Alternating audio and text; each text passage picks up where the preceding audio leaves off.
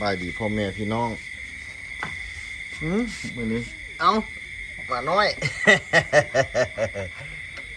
ก็เกิดวันที่เดือน4วันที่วันที่15เกิดช่วงปีใหม่ลาวเลยนะนี่นางอันนี้ถามหลายคนอยู่ว่าสิใส่ชื่ออย่างดี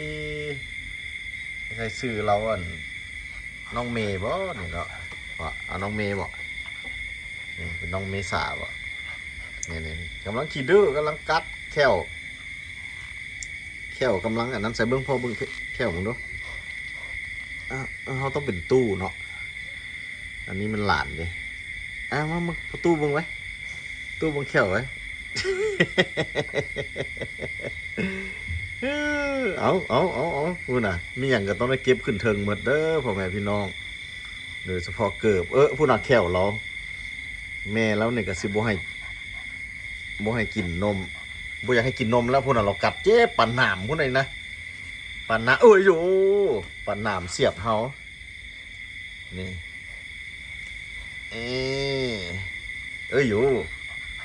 นางขี้ดื้อนางขี้ดื้อน้องเมย์นี่ซื้อเรานี่นะเนาะเอาน้องเมย์บ่น้องเมษาน้องเมย์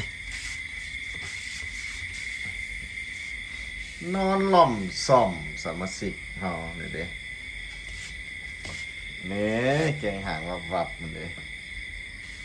คิดว่าไอ้ข่าวนี่เป็นมันคิดว่าเราต้องเป็นมันในข่าวนี้โอ้ยจะไปพันเสืออย่างมาถ้าเมียงขูดจะไปขูดกระไผ่ลูกสาย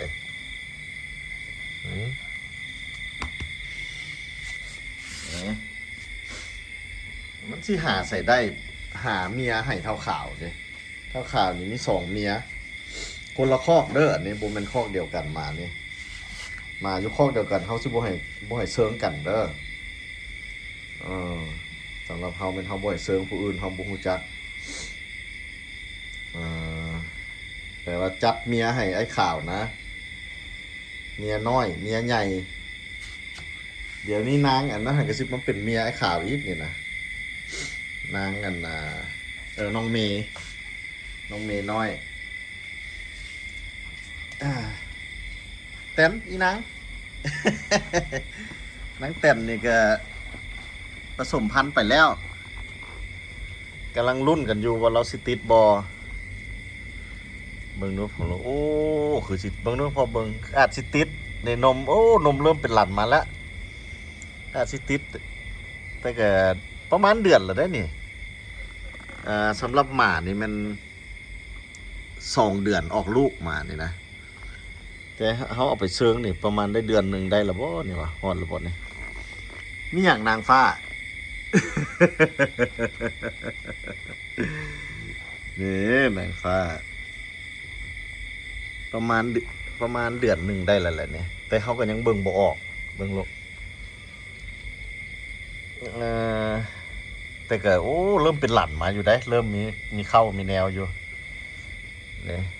ประมาณเดือนหนึ่งละมันรุ่นน้ำกันอันนี้พ่อผู้จะเอาไปเชิงน้ำหันตัวผู้หันมันเชื่อลูกหลายตอนนั้นเชิงนางฟ้าออก9 ตัวคุณต้นผู้พัดนั้น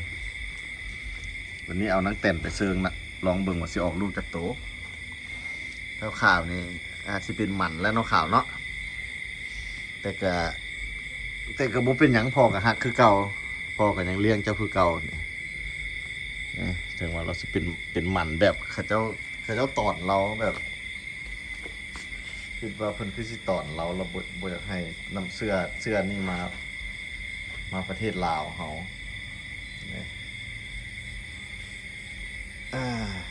โอเคเพิ่นเอามื้อนี้เฮามีหอยเฮามีหอยแพงเพิ่นว่ามันหอยนี่แพงว่าซั่น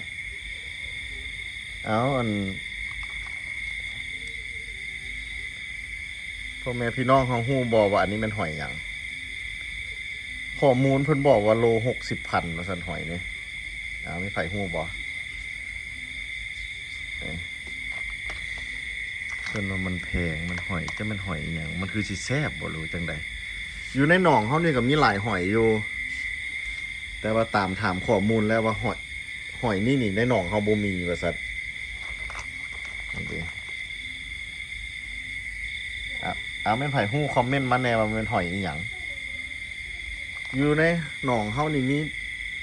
มีหอย3ชนิด4ชนิดพุ่นล่ะนี่เฮาก็บ่ฮู้ชื่อมันแต่ว่าได้เอามาปล่อย4โมดในหอยเฮานี่แต่โมดนี่ยังบ่เคยได้เอามาปล่อยแต่ข้อมูลว่ามันเพิ่นแพงราคาแพงว่าซั่นเฮาก็เลยว่าโอเคมันราคาแพงนี่เฮาอยากมาขอเสี่ยวมาลองต่อยอดเบิ่งปล่อยเอามาลองปล่อยเบิ่งให้เพิ่นออกแม่แพร่ลูกอยู่ในหนองเฮาบัดนี้ส่วนหลายเฮาก็เฮ็ดแนวนั้นแหละซื้อแมงดาก็เอามาปล่อยตัวอีกระปูนาก็เอามาปล่อย2โลครึ่ง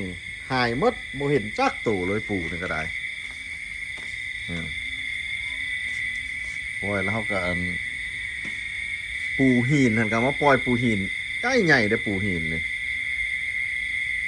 กุ้งกล้ามแดงก็มาปล่อยแต่บ่ฮู้ว่าเพิ่นสิรอดบ่แล้วก็เอาขี้จอกมาใส่ให้เอาผักตบแหน่ขี้จอกแหน่ผักบ้งแหน่เอามาใส่ให้เป็นไผ่ฮู้อันนี้มันหอยหยังคอมเมนต์มาให้เด้อแต่ข้อมูลว่าหอยนี่แพงบ่เพิ่นบอกอยู่ว่าซื้อหยังแต่เฮาลืมแล้วเด้นี่จักมันหอยนี่ซื้อหยังเนี่ยโอเคบัดนี้เฮาสิทำการปล่อยลงหนองเฮาให้เพิ่นออกแม่แพร่ลูกแล้วผู้มาเอาไปกินกับบ่แม่นไผ่ดอกก็แม่นมวดสาวๆกับห้องแถวเฮากับชาวบ้านแถวนี้แหละสาวๆแถวนี้แหละนี่เพิ่นมาขอเรื่อยๆมาขอหอยเด้อไอ้รัดว่าซั่นแต่ว่าหวังว่าปล่อยไปนี่เพิ่นบ่มาเก็บมื้ออื่นสิบ่มาเก็บเถอะเนาะเพราะคันปล่อยไปมื้อนี้มื้ออื่นมาเก็บก็ซ้ำบ่ว่าอีกเนาะสิได้แจ้งการไปก่อนบ่ให้ไผมาเก็บเถื่อเนาะช่วงนี้ไว้นี่ปล่อยเพิ่นไปก่อนปล่อยแล้วก็อย่าให้เพิ่นเก็บเจ้าเถอะเด้อให้เจ้าไปออกแม่แพร่ลูกหลายๆนี่ดิโอเคนี่โอเคมันมีฮอตตู่อย่างนับมานำบัดนี้ตู่อย่างนี้โอ้หมูหูตู่อย่างตัวโตตัวแตนหมดตายละไปหมดเลยโอเคเอาออกแม่แพร่ลูกช่วงนี้กับมันเสียงกบเสียงเขียดเด้อฝนตกเกือบซุมือเลยเด้อเดี๋ยวนี้อยู่นครหลวงเวียงจันทน์เสียงกบเสียงเขียดเสียงจีรอจุจีโอ้ธรรมศาสตร์บ้านเฮาพ่อแม่พี่น้องเลยเงินไผ่มักคือไอ้รัดใจดีบ่มักอยู่แบบจังซี่อยู่แบบธรรมศาสตร์ลองคอมเมนต์มาเบิ่งเด้อเดี๋ยวเขามักแนวใดเขาก็สร้างแนวนั้นอันนี้เขาสร้างขึ้นมานี่มักแนวนี้เขาสร้างแนวนี้ขึ้นมา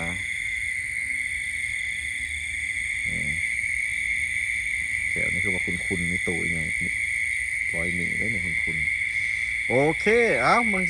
สิแจ้งการก่อนบ่ให้แม่นไผ่มาเก็บเถื่อหอยหาก็ปล่อยบางทีแม่นไผ่ฮู้ซื่อกับคอมเมนต์บอกมาแน่ว่าเป็นหอยหยังข้อมูลว่าหอยนั้นเป็นหอยแพงว่าซั่นโอเคจบคลิปสั้นๆนี่เฮาก่อนซั่นนะบาย